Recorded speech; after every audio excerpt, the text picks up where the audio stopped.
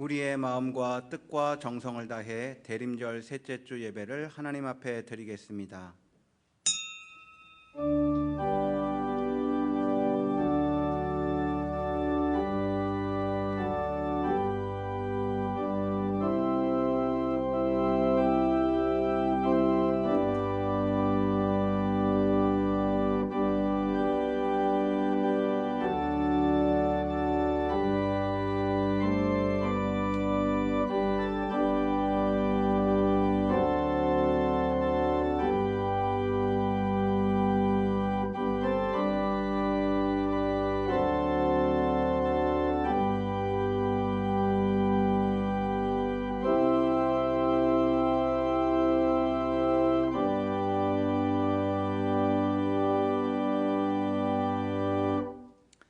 너희는 여호와를 만날 만한 때에 찾으라.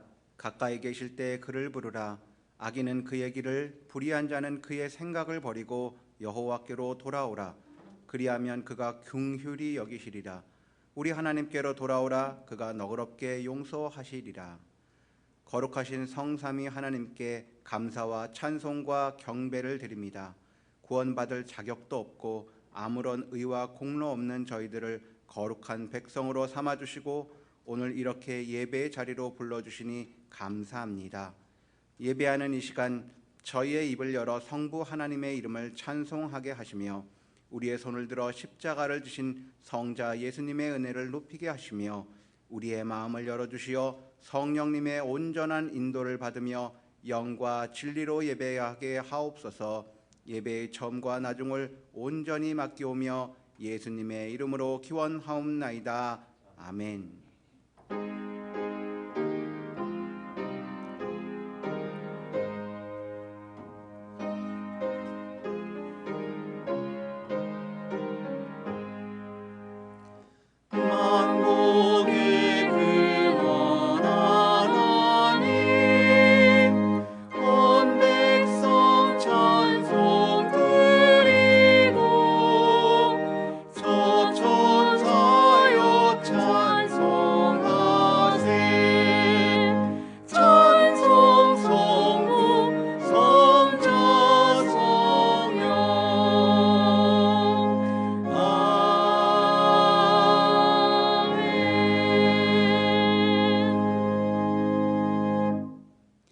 여호와께서 시온의 포로들을 돌려보내실 때에 우리는 꿈꾸는 것 같았도다. 그때 우리 배는 웃음이 가득하고 우리 혀에는 찬양이 찼었도다. 그때 문나라 가운데서 말하기를 여호와께서 그들을 위하여 큰 일을 행하셨다 하였도다. 여호와께서 우리를 위하여 큰 일을 행하셨으니 우리는 기쁘도다. 여호와여 우리의 포로를 남방 시내들 같이 돌려보내소서. 울며 씨를 뿌리며 나가는 자는 반드시 기쁨으로 그 곡식단을 가지고 돌아오리로다. 아멘. 나는 전능하신 아버지 하나님 천지의 창조주를 믿습니다. 나는 그의 유일하신 아들 우리 주 예수 그리스도를 믿습니다.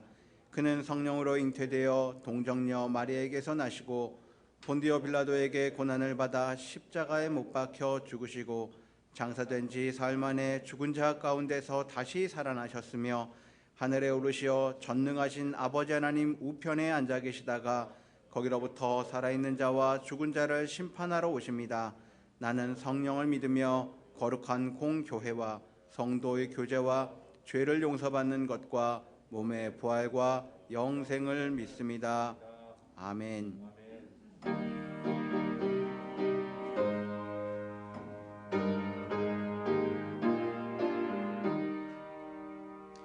멸류관 보소서 주 앞에 드리세 저 천사 기쁜 노래가 온 땅에 퍼지네 내 혼합 개요소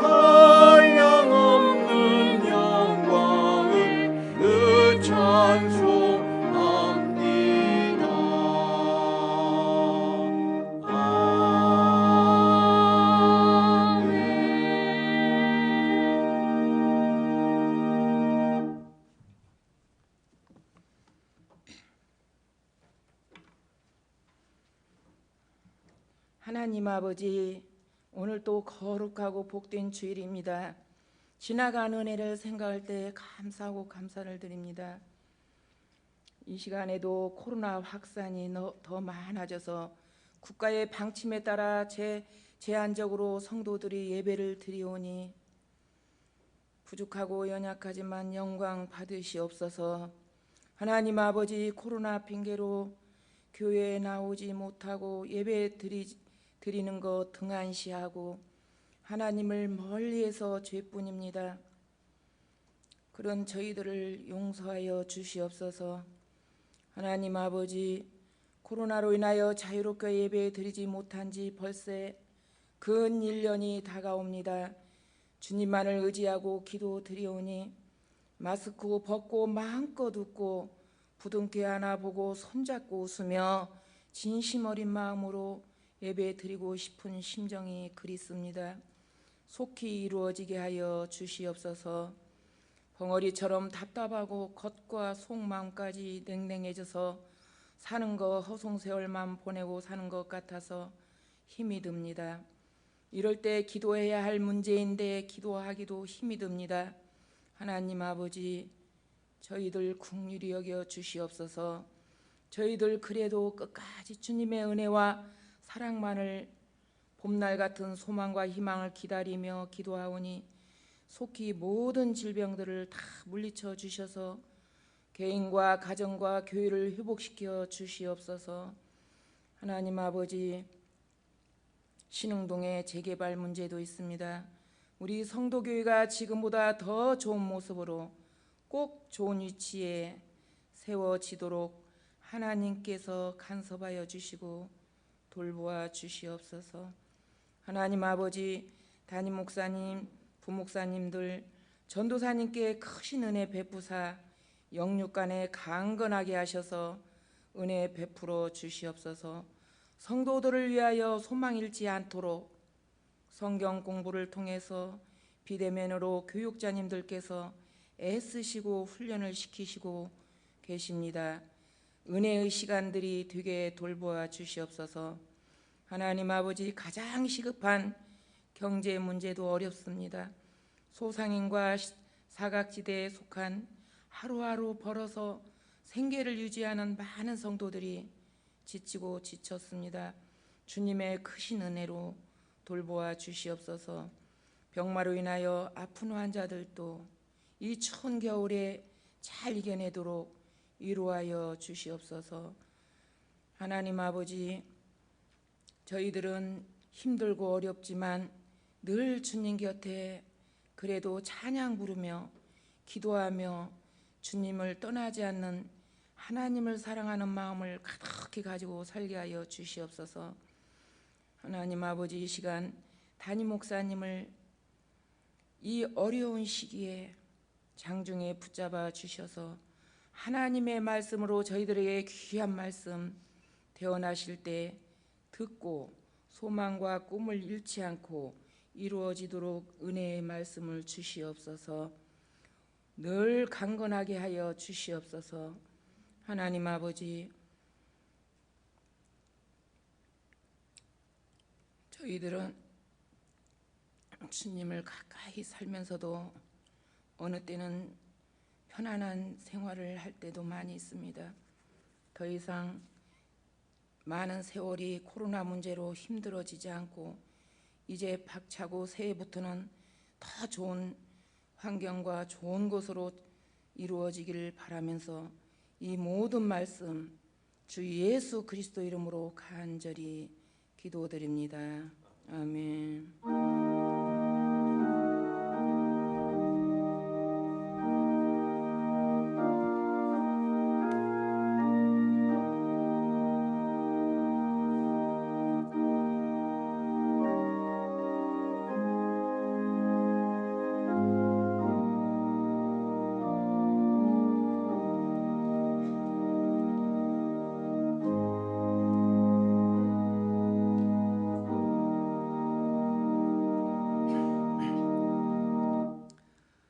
이 시간 우리에게 주신 하나님의 말씀은 마태복음 11장 2절에서 11절 말씀입니다. 신약성경 16면에 있는 마태복음 11장 2절에서 11절 말씀입니다. 이제 하나님의 말씀을 봉독하겠습니다. 요한이 옥에서 그리스도께서 하신 일을 듣고 제자들을 보내어 예수께 여짜오되 오실 그이가 당신이오니이까 우리가 다른 일을 기다리오리이까. 예수께서 대답하여 이르시되 너희가 가서 듣고 보는 것을 요한에게 알리되 맹인이 보며 못 걷는 사람이 걸으며 나병 환자가 깨끗함을 받으며 못 듣는 자가 걸으며 죽은 자가 살아나며 가난한 자에게 복음이 전파된다 하라. 누구든지 나로 말미암아 실족하지 아니하는 자는 복이 있도다 하시니라. 그들이 떠나매 예수께서 무리에게 요한에 대하여 말씀하시되 너희가 무엇을 보려고 광야에 나갔더냐? 바람에 흔들리는 갈대냐? 그러면 너희가 무엇을 보려고 나갔더냐? 부드러운 옷 입은 사람이냐? 부드러운 옷 입은 사람들은 왕궁에 있느니라. 그러면 너희가 어찌하여 나갔더냐? 선지자를 보기 위함이었더냐? 옳다. 내가 너희에게 이르노니 선지자보다 더 나은 자니라. 기록된 바 보라, 내가 내 사자를 내 앞에 보내리니 그가 내 길을 내 앞에 준비하리라 하신 것이 이 사람에 대한 말씀이니라. 내가 진실로 너희에게 말하노니 여자가 낳은 자 중에 세례 요한보다 큰 이가 일어남이 없도다. 그러나 천국에서는 극히 작은 자라도 그보다 크니라. 아멘. 이 말씀을 통하여 하나님의 크신 은혜가 함께 하시기를 원합니다.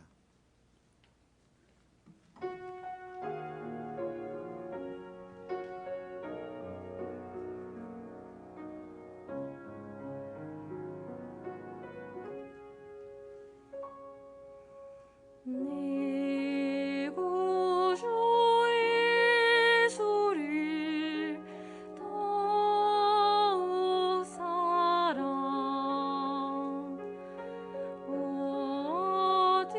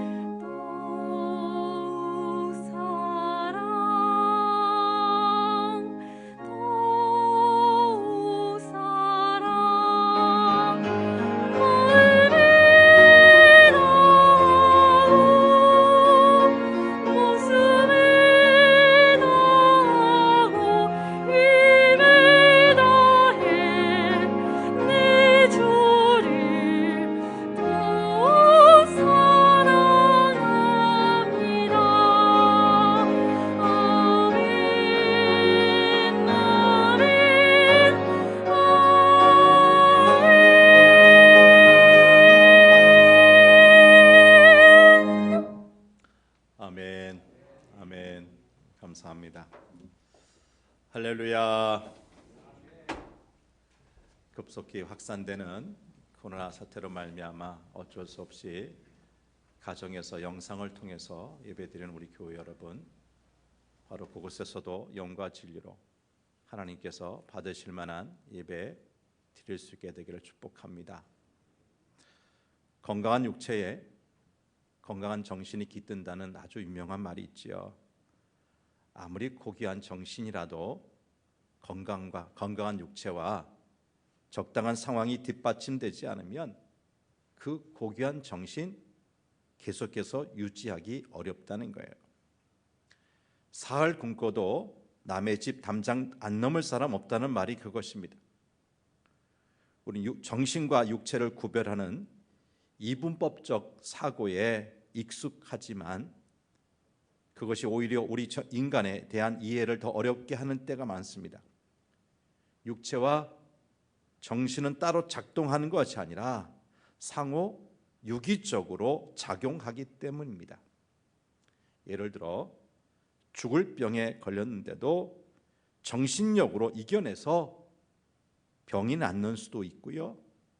슬픔이나 근심 속에서 멀쩡하던 육체가 갑자기 쇠약해지기도 합니다. 이처럼 정신이 육체에 영향을 미치기도 하고 육체가 정신에 영향을 미치기도 합니다. 같은 말이라도 보통 때 같으면 아무렇지도 않을 텐데 아파서 누워있을 때 조금 섭섭한 말 들으면 눈물이 핑 돌 때도 있습니다. 육체 상태에 따라 감정의 변화가 일어난다는 것입니다. 믿음도 마찬가지입니다. 우리 육신이 건강하지 못하거나 마음이 편안하지 못할 때는 믿음도 그 영향을 받습니다. 그래서 사탄은 우리의 믿음을 무너뜨리기 위해 육신을 힘들게 합니다. 대표적인 케이스가 구약에 나오는 욥일 겁니다. 물론 욥은 그러한 육신의 고통 속에서도 끝까지 믿음을 지켰기에 모든 세대, 모든 사람들에게 믿음의 귀감이 되고 있습니다. 하지만 욥과 다르게 육신의 고통이나 환경의 변화 때문에 믿음을 저버린 사람들이 얼마나 많습니까? 오늘 본문에 등장하는 세례 요한도 육신의 고통에 의해 믿음이 상당히 흔들리고 있는 것을 보게 돼요. 당시 세례 요한은 감옥에 갇혀 있었습니다. 요즘 감옥은 난방도 되고 신문도 읽고 글도 쓸 수 있어서 괜찮을 것 같은데, 그럼에도 감옥살이를 고통스럽게 여기는 것은 세상과 단절되고 고립되기 때문일 것입니다. 이처럼 사람이 고립되고 홀로 있는 그 느낌을 가지면 무기력해지고 자포자기하게 됩니다. 더군다나 헤롯 왕, 헤롯 안티파스를 비판했다는 이유로 세례 요한이 갇혀있던 곳 마케루스라는 곳이에요. 이 마케루스는 사해 인근에 있는 작은 산으로 그 꼭대기에는 헤롯 별장의 유물이 남아 있습니다. 그 산 중턱에 지하 동굴 감옥이 있었으니 자신을 감옥에 넣은 헤롯이 이 별장에서 연회를 베풀 때 흥청대는 음악, 그리고 웃음소리, 음식 냄새가 그를 괴롭혔을 것입니다.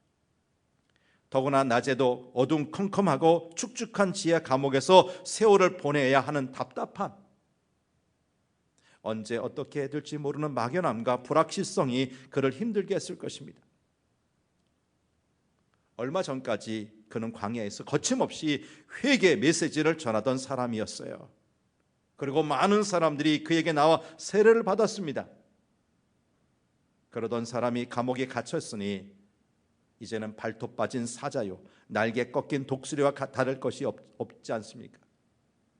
광야에서 백성들을 향해 메시지를 선포하던 그였지만 이제 감옥 안에서는 할 수 있는 것이 아무것도 없었어요. 이럴 때 보통 인간은 무기력증에 빠지게 됩니다. 세례 요한은 자신의 사명이 메시아의 길을 예비하는 것이라고 생각했습니다. 그리고 그 메시아가 오신 것을 보았습니다. 자신의 손으로 그에게 세례를 베풀었고 많은 사람들에게 세상 죄를 지고 가는 하나님의 어린 양을 보라고 그의 메시아 되심을 증거했습니다. 그리고 이제 기다리던 메시아가 오셨으니 그 메시아를 위해서 할 일이 많았을 것입니다. 근데 그만 어이없이 감옥에 갇히고 만 거예요. 그럼에도 감옥에 갇혀 있는 그는 예수님을 향해 관심을 갖고 있었어요. 본문에서도 세례 요한이 옥에서 그리스도께서 하신 일을 듣고 제자들을 보냈다고 하고 있어요. 여기서 요한이 무엇을 들었다는 것인지 구체적인 언급은 언급되지 않았지만 그것은 지금까지 예수님께서 행하신 일들이었을 것입니다.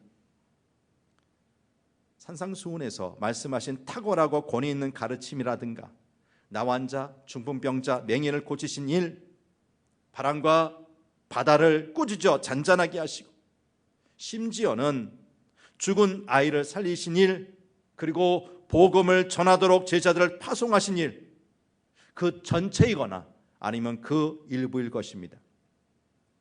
근데 세례 요한이 자신의 제자를 보내어 예수님께 묻는 질문이 조금은 이상해요. 3절 말씀 봅니다. 뭐라고 질문했는지 한번 보십시다. 시작. 예수께 여짜오되 오실 그이가 당신이 오니까 우리가 다른 일을 기다리오리까.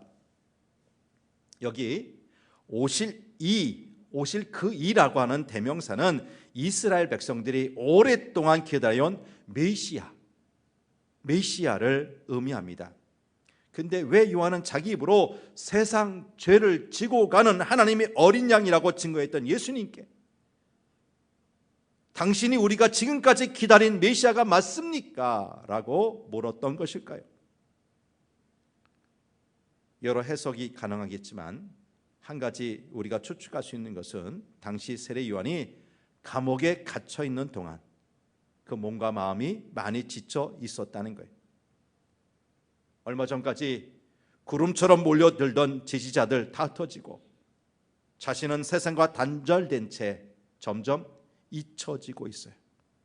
근데 예수님은 감옥에 갇힌 세례 요한에게 힘이 될 만한 아무런 조치도 취하지 않으셨어요. 예수님이 감옥에 있던 요한을 찾아가셨다거나 최소한 제자들을 보내어 위로의 메시지라도 전달하셨더라면 그는 만족했을 것입니다. 세례 요한은 감옥에 갇힌 자신에게 무관심한 것처럼 보이는 예수님께 섭섭한 마음이 들었을 수 있어요. 뿐만 아니라 정말 예수님이 메시아라면 메시아의 길을 예비하러 온 자신이 감옥에 갇혔는데도 그대로 내버려 두는 것이 이해가 되지 않았을 수도 있어요. 그러다 보니 예수님이 진짜 메시아가 맞는가 하는 의문이 생겨난 거죠. 그런 모든 것을 떠나서도 세례 요한은 예수님의 친척 아닙니까? 육촌인지 아니면 팔촌쯤 되는지 모르겠지만 친척이요 동역자인 자신이 억울하게 감옥에 갇혔는데도 아무런 반응이 없는 것을 보고 세례 요한의 마음이 상했을 수도 있다는 거죠. 무기력증에 빠지고 세상의 관심에서 밀려난 공허함 속에서 충분히 있을 법한 이야기입니다.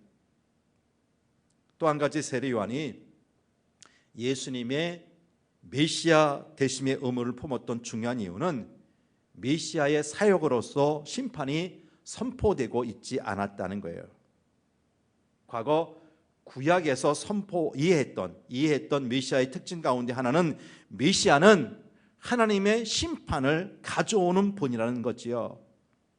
그 심판의 날은 구약에서 여호와의 날이라는 표현으로 나타났습니다. 자, 두 군데를 보겠는데요.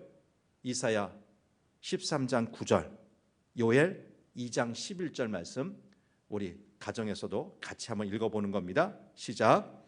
보라, 여호와의 날 곧 잔혹히 분냉과 맹렬히 노하는 날이 이르러 땅을 황폐하게 하며 그 중에서 죄인들을 멸하리니 여호와께서 그의 군대 앞에서 소리를 지르시고 그의 진영은 심히 크고 그의 명령을 행하는 자는 강하니 여호와의 날이 크고 심히 두렵도다. 당할 자가 누구이랴? 여기 반복해서 나오는 여호와의 날, 심판의 날입니다. 메시아가 오셔서 악을 멸하시고 하나님의 백성을 구원하신다는 것이 구약에서 이해하는 메시아의 오심이었어요. 그래서 메시아의 오심이 임박한 것을 보고 세례 요한은 회개를 촉구하면서 이렇게 선포했죠.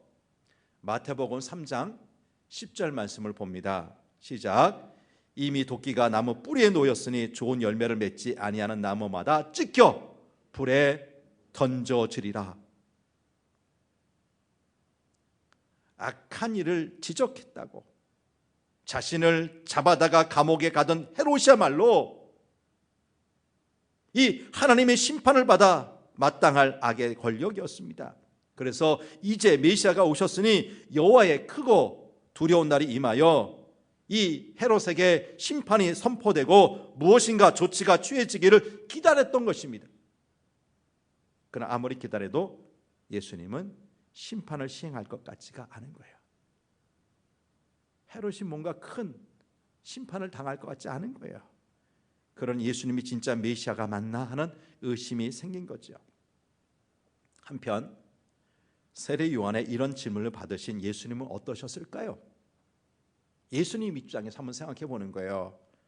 다른 사람들이 자신을 오해하거나 메시아로 인정하지 않는 것은 이해가 되지만 정말 메시아의 길을 평탄케 하기 위하여 앞서 보냄을 받은 세례 요한이 예수님의 메시아 되심에 의문을 품고 있었다는 것, 대단히 섭섭한 일이 아닐까요?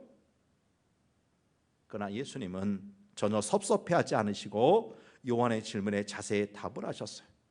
그런데 예수님의 대답이 특이합니다. 본래 세례 요한은 당신이 메시아가 맞습니까? 아니면 우리가 다른 일을 기다려야 합니까? 이렇게 묻고 있는데 예수님은 내가 메시아다라고 대답하신 것이 아니라 너희가 가서 듣고 보는 것을 요한에게 알리라 말씀하시면서 5절 말씀을 하시는 거예요. 우리 5절 말씀을 봅니다. 시작. 맹인이 보며 못 걷는 사람이 걸으며 나병 환자가 깨끗함을 받으며 못 듣는 자가 들으며 죽은 자가 살아나며 가난한 자에게 복음이 전파된다 하라. 지금 열거하신 이러한 것들이 메시아가 오셨을 때 일어나는 일들이라는 말입니다. 세례 요한은 예수님 당신이 진짜 메시아라면 메시아가 해야 할 일, 즉 악인에 대한 심판을 왜 행하지 않느냐, 심판을 왜 행하지 않느냐 물었는데 예수님은 메시아가 와서 하는 일이란 사람을 구원하는 일이라고 대답하시는 거예요. 잘 들으세요. 구약에서 메시아에 대한 예언을 담고 있는 구절 가운데 이사야 35장 5절 6절 말씀을 볼까요? 시작. 그때 맹인의 눈이 밝을 것이며 못 듣는 사람의 귀가 열릴 것이며 그때 저는 자는 사슴같이 뛸 것이며 말 못하는 자의 혀는 노래하리니 이는 광야에서 물이 솟겠고 사막에서 시내가 흐를 것입니다. 이사야 61장 1절 2절 시작. 주 여호와 영이 내게 내리셨으니 이는 여호와께서 내게 기름을 부으사 가난한 자에게 아름다운 소식을 전하게 하려 하심이라. 나를 보내사 마음이 상한 자를 고치며 포로된 자에게 자유를 갇힌 자에게 노임을 선포하며 여호와의 은혜의 해와 우리 하나님의 보복의 날을 선포하여 모든 슬픈 자를 위로하되. 예수님은 이사야 선자의 글을 인용하셔서 자신을 통해 메시아의 사역이 성취되고 있음을 말씀하시는 거예요. 봐라, 과거 이사야를 통해서 앞으로 오실 메시아가 하실 일이 이렇게 예언되어 있지 않느냐. 근데 이런 일이 지금 나 예수를 통해서 이루어지고 있잖아, 성취되고 있지 않아. 그러니까 자신이 누구라는 거예요? 메시아다. 입술로서 자신이 메시아다 이런 말씀은 안 하셨지만 내가 하는 일을 봐서 내가 메시아인 걸 모르겠어? 나 메시아야 말씀하시는 거죠. 그러면 왜 메시아의 사역에 대하여 예수님과 세례 요한의 견해가 달랐을까요? 구약 성경에는 구원을 가져오시는 메시아와 심판을 행하시는 메시아 이야기가 모두 다 들어있어요. 아까 무서운 날, 심판의 날, 여호와의 날이라고 나왔었잖아요. 근데 또 한 구석에서 뭐예요? 하나님께서 구원해 주시는 거, 고쳐 주시는 거, 회복시켜 주시는 이야기도 나오잖아요. 그러니까 구원을 가져오는 메시아, 심판을 행하시는 메시아가 모두 다 들어있어요. 그런데 심판에 대한 이야기가 그 성격상 더 강렬한 언어로 묘사되어 있어요. 그런데 구약에서는 이렇게 다른 두 가지 메시아의 사역을 어떻게 조화시켜야 할지를 몰랐어요. 때로는 혼동이 되기도 했고, 때로는 필요한 대로 한 가지를 선택해서 받아들였을 것이에요. 그런데 구약에서 몰랐던 것은 이 메시아의 오심이, 메시아가 이 땅에 오심이 한 번이 아니라 두 번이라는 사실이에요. 한 번은 구원을 위해서, 또 한 번은 심판을 위해서 오실 거예요. 그런데 세례 요한 역시 메시아의 이 두 번 오심, 초림의 예수님, 재림의 예수님을 이해하지 못했던 거죠. 그럼 이제 이 이야기를 기록하고 있는 마태라는 사람, 마태복음의 저자 마태라는 사람의 관점을 살펴봅니다. 마태는요, 이 땅에 왕으로 오신 예수 그리스도의 이야기를 기록하고 있어요. 앞으로 이 글 마태복음을 읽게 될 사람들이 아하, 예수님께서 메시아로 오셔서 하신 일은 우리 왕으로서, 왕 중에 왕으로서 하신 일들이구나, 이렇게 깨닫도록 글을 쓰고 있는 거예요. 지금까지 마태는 그렇게 예수님을 묘사해 왔어요. 예수님의 탄생을 왕의 탄생 이야기처럼 이야기했잖아요. 예수님의 탄생 이야기가 얼마나 위대한지 앞으로 보게 될 텐데, 마태복음을 보면 동방 박사들이 저 멀리서 예수님의 탄생을 보고 와서 절할 정도로 예수님의 탄생이 참 극적인 요소를 묘사하고 있어요. 공생애를 시작하시면서 사탄의 시험을 이기시고 왕이심을 증명하신 이야기, 왕으로서 새로운 통치 규범을 주신 산상순 이야기, 각종 병을 고치시고 자연까지 복종시키신 왕의 권능, 그리고 그 왕의 통치 영역을 넓히기 위해서 제자들을 파송하셔서 복음을 전파하게 하신 이야기까지 기록했어요. 근데 이제 여기쯤 와서 그 모든 것은 왕으로서 하신 일이라고 명시적으로 언급해야 할 필요가 있었던 거예요. 그래서 세례 요한이 제자들을 보내어 확인하게 하신 사건을 통해서 예수님이야말로 메시아다, 예수님이 메시아라는 것을 명시적으로 밝힌 거지요. 본문을 보면 세례 요한이 제자들을 보내서 당신이 메시아입니까? 라고 물었는데, 이 질문이 나오기 전에 마태는 예수님을 뭐라고 묘사하고 있어요? 2절 말씀을 보세요. 2절, 요한이 옥에서 그리스도께서 하신 일을 듣고 라고 했어요. 잘 보세요. 요한이 감옥에서 그리스도께서 하신 일을 들었다. 보세요.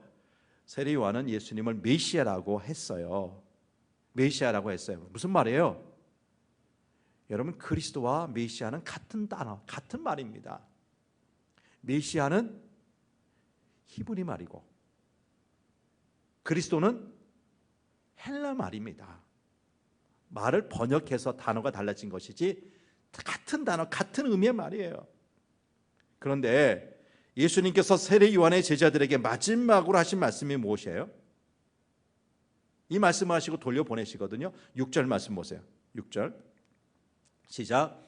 누구든지 나로 말미암아 실족하지 아니하는 자는 복이 있도다. 무슨 말이에요?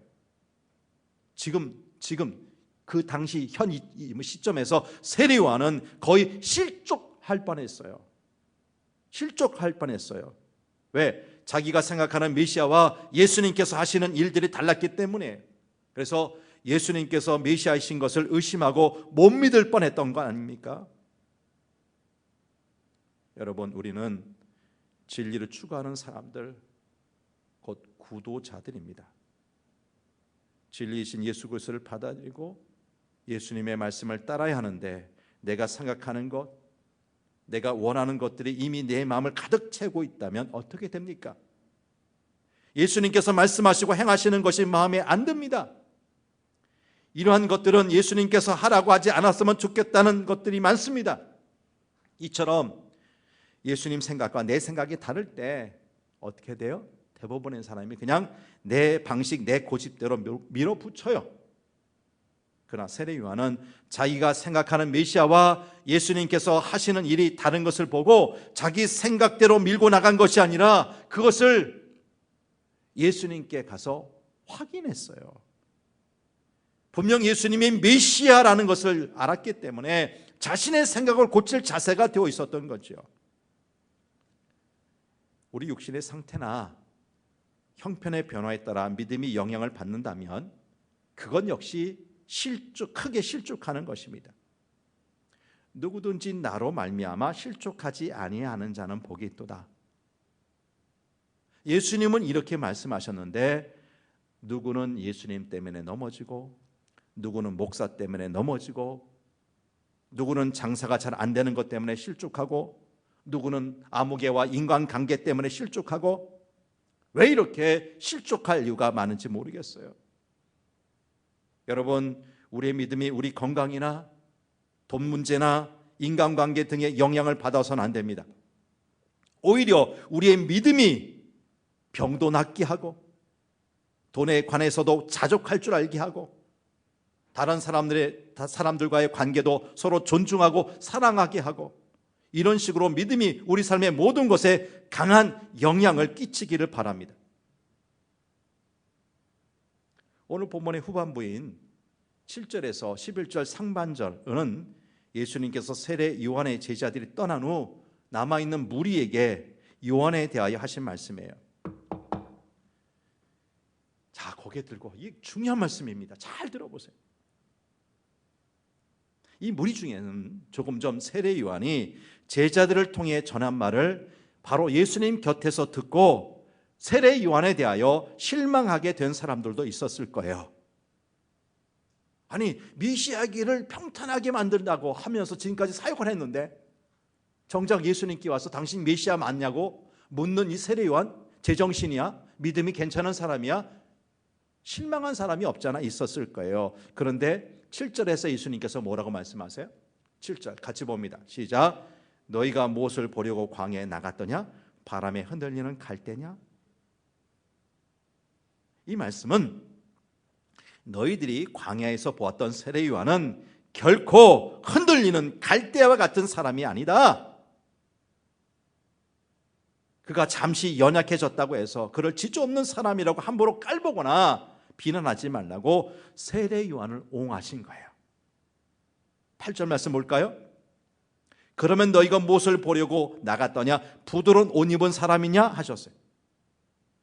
예수님은 세례 요한이 왕궁에서 좋은 옷, 부드러운 옷, 사치하던 사람들과는 달리 평생 광야에서 궁핍한 생활하면서 신실하게 충성했던 사람이었음을 잊지 않고 계셨던 거예요. 이어지는 9절에서 10절 말씀 볼까요? 시작. 그러면 너희가 어찌하여 나갔더냐? 선자를 보기 위함이었더냐? 옳다. 내가 너에게 이르노니 선자보다 더 나은 자니라. 기록된 바 보라, 내가 내 사자를 내 앞에 보내노니 그가 내 길을 내 앞에 준비하리라 하신 것이 이 사람에 대한 말씀이니라. 세례 요한에 대한 예수님의 칭찬이 점점 더해지고 있어요.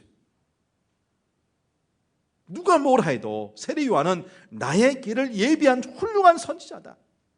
아니, 그런 보통 선지자가 아니라 구약의 모든 선지자와 율법이 예언한 것을 마지막으로 종합하여 결승점까지 이르게 한 릴레이의 최종 주자에 해당하는 대선지자다. 이렇게 말씀하시는 거예요. 그러다가 11절 상반절에서 예수님은 세례 요한을 사람으로서는 더 이상 높임을 받을 수 없는 최상의 위치까지 높이시면서 하신 말씀이 나와요. 같이 봅니다. 시작. 내가 진실로 너에게 말하노니 여자가 낳은 자 중에 세례 요한보다 더 큰 이가 일어남이 없도다. 여러분, 이 세상에 여자의 몸에서 태어나지 않은 사람이 어디 있어요?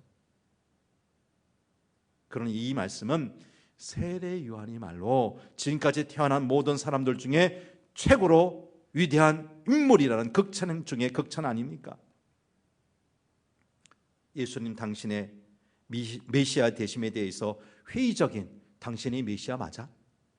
이렇게 회의적인 질문을 해온 사람이었음에도 예수님은 당사자인 세례 요한이 들을 수 없는 자리에서 그를 최고로 높이며 칭찬해 주신 것입니다.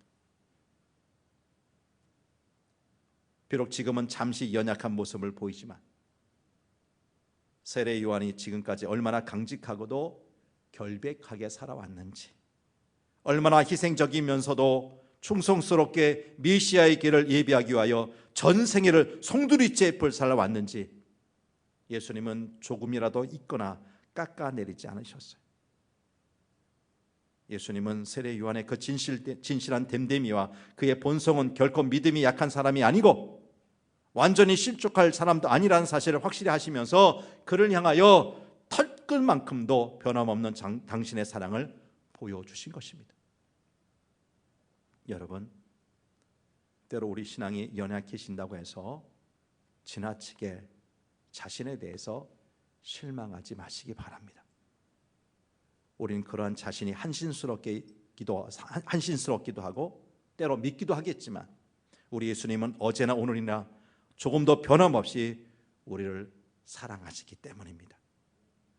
비록 가끔은 의심을 품거나 때로는 실족하는 약한 육신이지만 그래도 주님 앞에서 바른 신앙을 해보겠다고 나름대로 발버둥치며 살아온 우리의 지난 날들, 그래도 지금까지 힘을 다해 충성스럽게 교회를 섬겨왔던 우리의 발길을 우리 주님은 결코 가볍게 보시거나 잊으실 분이 아니라는 말씀이에요. 그러니 때때로 연약함과 의심에 빠짐에도 불구하고 그처럼 못난 우리에게 당신의 변함없는 사랑을 확증해 주시는 예수님을 이전보다 더욱 사랑하면서 끝까지 그분 따라가시는 성도들 되시기를 바랍니다. 마지막 11절 하반절 말씀 볼까요? 시작. 그러나 천국에서는 극히 작은 자라도 그보다 크니라. 우리가 천국 백성이 된다는 것이 그 얼마나 중요하고도 위대한 사실인지를 알려주시는 말씀이에요. 그럼 잘 보세요. 바로 조금 전 여자가 낳은 자 중에 세례 요한보다 큰 이가 일어남이 없다고 말씀하셨는데 이제 와서는 천국에서는 극히 작은 자라도 그보다 세례 요한보다 크다고 말씀하고 계세요. 이상하죠? 뭔가 모순돼 보이죠? 서로 모순된 것처럼 보이는 이 두 말씀, 사실 결코 상반되는 말씀이 아닙니다. 이 구절에서 예수님의 말씀의 강조점은 천국에서는이에요. 뭐라고요? 천국에서는. 이 단어가 중요한 거예요. 비록 이 세상에서 그 인물의 업적과 됨됨이를 따질 때는 세례 요한이 최고였지만 앞으로 우리가 살게 될 장차 저 천국에서는 일단 천국 백성의 일원이 된 사람은 그 누구라도 이 땅에서의 세례 요한보다 더 큰 사람으로 간주될 것이라는 말씀이죠. 다시 말해 세상에서 어떤 사람들에 비해 보잘것없고 미미하게 보였다 할지라도 어쨌든 그 영원 구원 얻어 천국 백성이 되기만 한다면 그 값어치와 위대성은 세상에서 누가 더 훌륭했고 얼마나 위대했는지를 따지는 것과 비교할 수 없을 정도로 높은 것이라고 말씀하시는 거예요. 정말 세상에서 남보다 훌륭한 사람이 되는 것도 중요하지만 그 무엇보다도 천국에 들어갈 수 있는 구원받은 백성이 되는 것이 훨씬 더 중요한 일이라는 말씀입니다. 여러분, 평생 바로 믿고 열심히 섬기며 살아왔음에도 불구하고 어떤 때에는 그 결과가 실망스러운 것이 될 때가 있어요. 교회를 통해 선한 일에 충성을 다한 성도에게 세상적인 축복 대신 오히려 욥의 환난이 닥칠 때도 있습니다. 그것은 우리가 아무리 성도라고 해도 마음의 시험이 들 수밖에 없는 순간입니다. 그래서 내가 주님을 섬기기 위해 정말 열심을 다했는데 왜 주님은 내가 이렇게 어려움을 당하고 있는데도 도와주지 않으실까라고 세례 요한처럼 낙심과 의심에 빠지게 되는 거예요. 하지만 당신의 충성스러운 종이 세상에서 환난을 당할 때 그 누구보다도 안타까워하시며 마음 아파하시는 분이 우리 주님이십니다. 주님은 우리를 향한 뜨거운 눈물과 당신의 변함없는 사랑은 감추어 두시고 우리로 하여금 그 때문에 영영 실족하지 않도록 믿음을 새롭게 해주십니다. 그리고 비록 이 세상에서는 우리 인생이 어떻게 되든지 간에 천국에서는 이미 지극히 큰 자, 심지어 세례 요한보다 더 큰 사람이 되었음을 일깨워 주심으로써 하나님 나라를 향한 선한 싸움을 할 수 있는 셈을 공급해 주시는 것입니다. 예수님 말고 세상에 그 누가 이토록 깊고도 차원 높은 뜨겁고도 강렬한 격려를 그 충성된 제자들에게 주실 수 있겠습니까? 그러니 오실 그분이 당신 맞습니까? 라는 질문에 대한 대답은 두말할 필요도 없이 예스, 맞습니다. 맞습니다. 메시아이십니다. 성도 여러분, 그러므로 만일 여러분을 실족하게 하는 일이 생기거나 또는 이런저런 힘든 일로 마음이 상하게 되거든 반드시 기억하십시오. 그것은 여러분의 믿음을 무너뜨리기 위한 사탄의 공격입니다. 세례 요한이 예수님께 자신의 제자들을 보내어 오실 그분이 당신이십니까? 물었던 것처럼 그런 어려움을 겪을 때 오히려 여러분의 믿음을 확인하고 바로 세우는 기회로 삼으십시오. 제자들을 통해서 예수님의 대답을 확인한 세례 요한은 이제 의심의 구름이 완전히 다 사라져버리고 확신과 평안 가운데 죽음을 맞이했을 것입니다.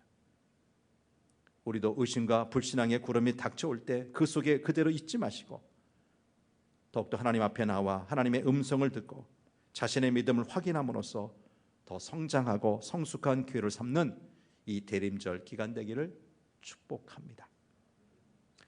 하나님 아버지, 예수님보다 6개월 전에 이 땅에 태어나서 예수님께서 이 땅에 오시는 길, 메시아기를 평탄케 하고 준비했던 엄청난 일을 감당했던 세례 요한이지만 그가 불의한 헤롯에게 잡혀 감옥에 갇혀 있다 보니 그의 마음이 위축되기 시작했습니다. 내가 예수님을 위해서 얼마나 애를 썼는데 예수님은 왜 나에게 찾아오셔서 위로해 주지 않을까? 메시아는 구원만이 아니라 심판도 선언하시는 분이고 심판을 이루시는 분인데 왜 나를 감옥에 집어넣은 저 악한 헤롯을 메시아라고 하는 저 예수님은 빨리 심판에 처하지 않을까?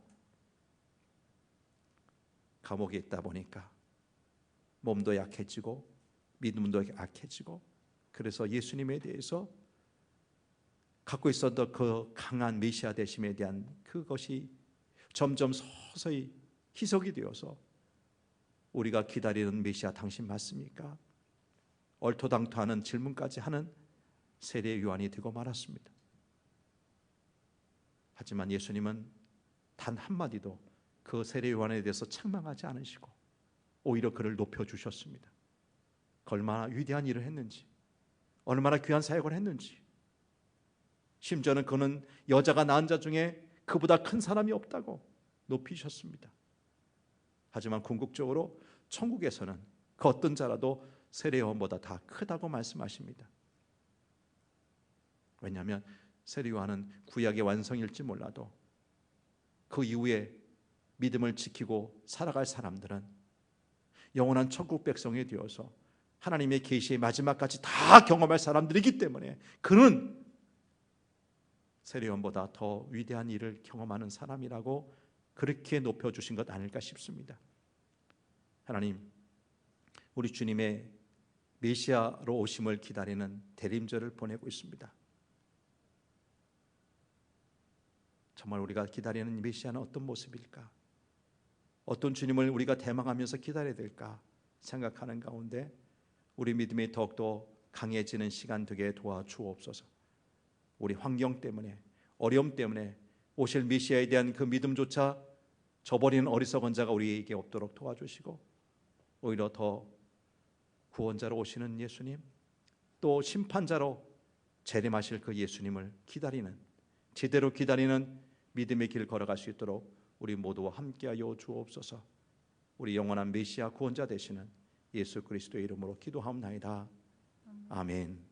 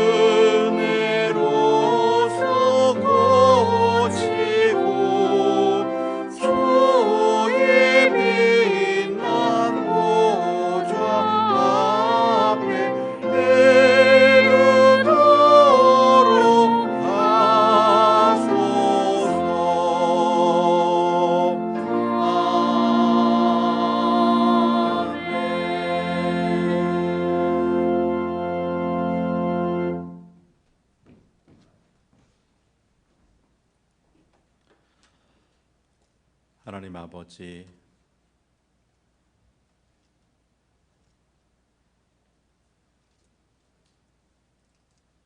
은혜 가운데서 교회 창립 50주년 기념 예배, 감사 예배 마치게 하셨습니다. 감사합니다.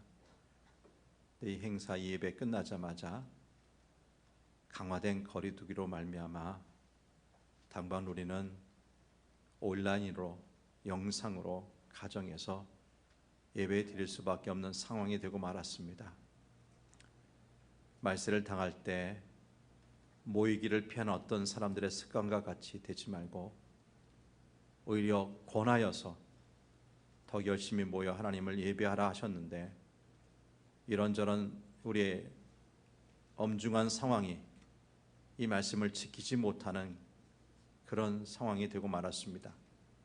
불쌍히 여겨주셔서 근 한 해를 끓고 있는 이 코로나 사태가 빨리 진정이 되게 도와주시고, 모여서 예배를 넘어 아름다운 성도의 교제와 봉사와 선교와 교육과 교회의 교회담을 이루는 여러 요소들을 하나도 빠짐없이 잘 행할 수 있는 길이 열리게 하여 주옵소서.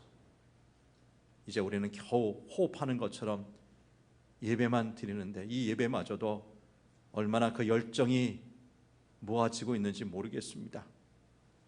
가정에서 예배 드린다고 자세를 바르게 하고 있는지, 하나님께 드려야 될 우리 마음과 정성, 헌금 제대로 하고 있는지 돌아보게 하여 주셔서 어디에서 어떻게 드리든지 간에 하나님께서 받으실 만한 예배의 자로 우리 모두가 세워지게 하여 주옵소서.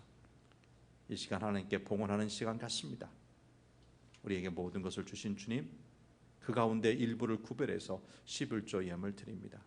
주일 헌금, 여러 가지 제목의 감사헌금들, 선교, 구제, 장학, 비전, 그리고 이삭주기 헌금까지 참여하오니 우리 주님 기쁘게 받아 주시옵소서.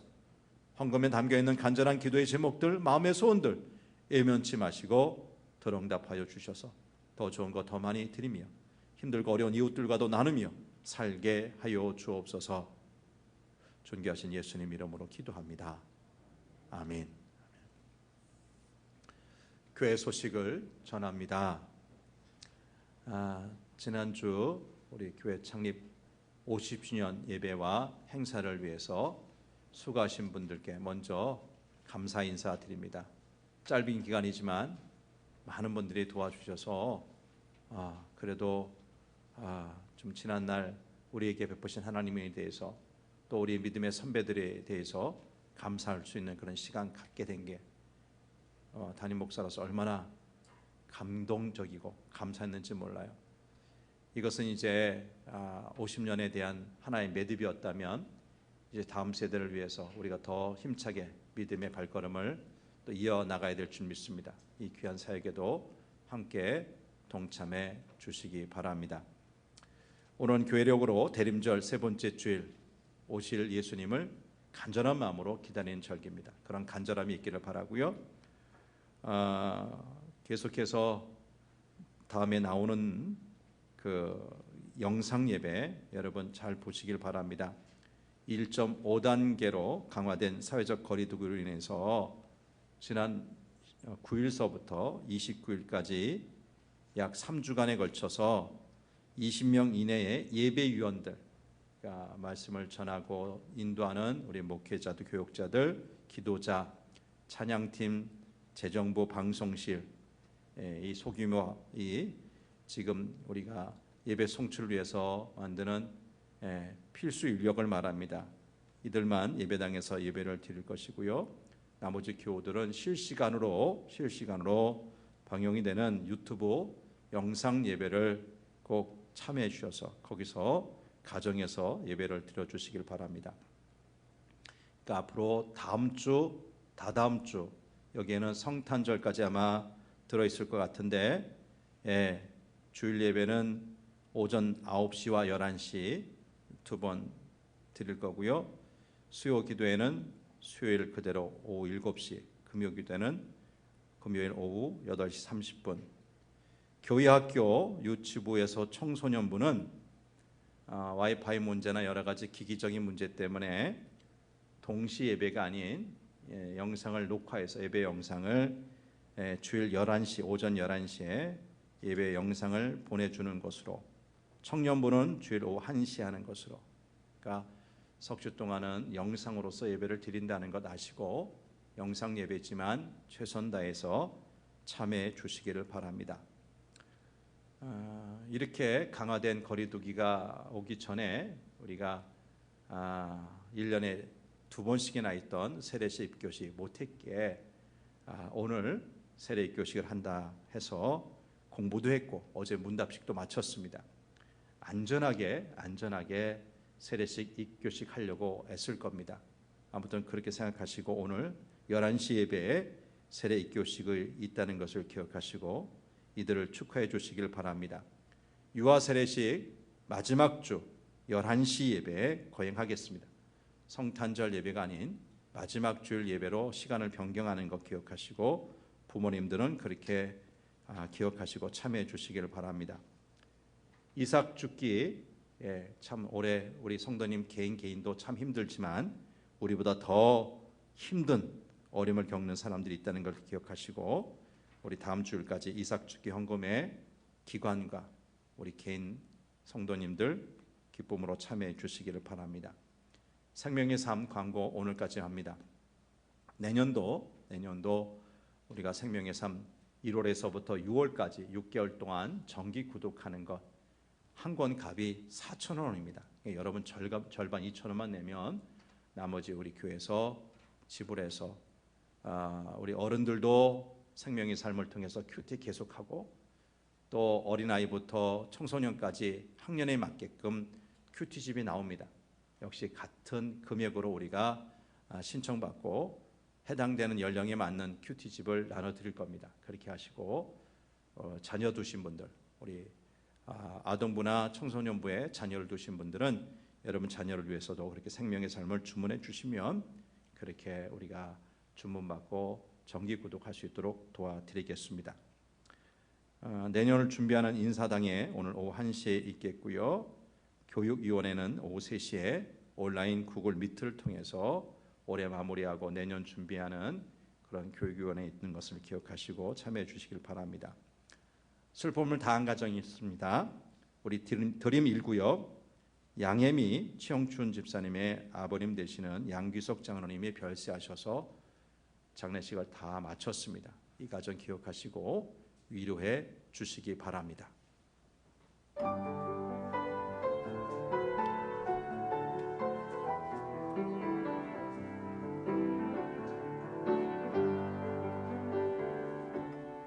나의 사랑 나의 생명 나의 하나님 영원토록 정성 다해 사랑합니다.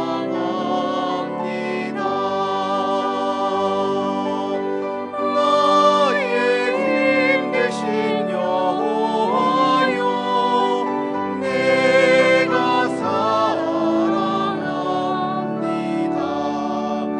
영원토록 정성 다해 사랑합니다.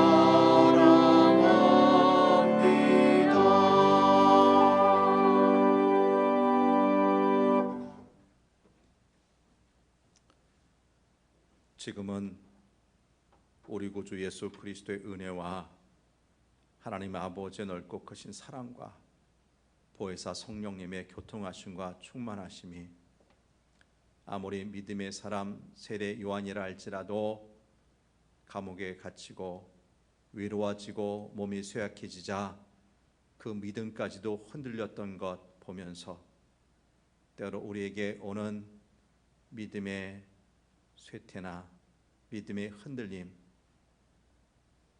그럼에도 불구하고 우리가 하나님을 멀리 떠난 것이 아니라 더욱더 하나님께 나오기를 원합니다. 그리고 질문하기를 원합니다. 그리고 말씀을 통해서 다시금 우리의 믿음이 세워지게 하여 주옵소서. 우리의 연약함이, 우리의 의심이 오히려 확신으로 바뀌는 것을 경험하는 믿음의 길 걸어가기 원합니다. 다짐하면서 이 성전 나서는 모든 하나님의 사람들과 저들의 가정과 하시는 일터 위에 영상을 통해서 예배에 참여하신 많은 성도님들, 저들의 삶 속에 귀한 찬양을 한 우리 찬양대 지휘자 위에 이제부터 영원히 함께 하시기를 간절히 축원하옵나이다. 아멘. 아멘.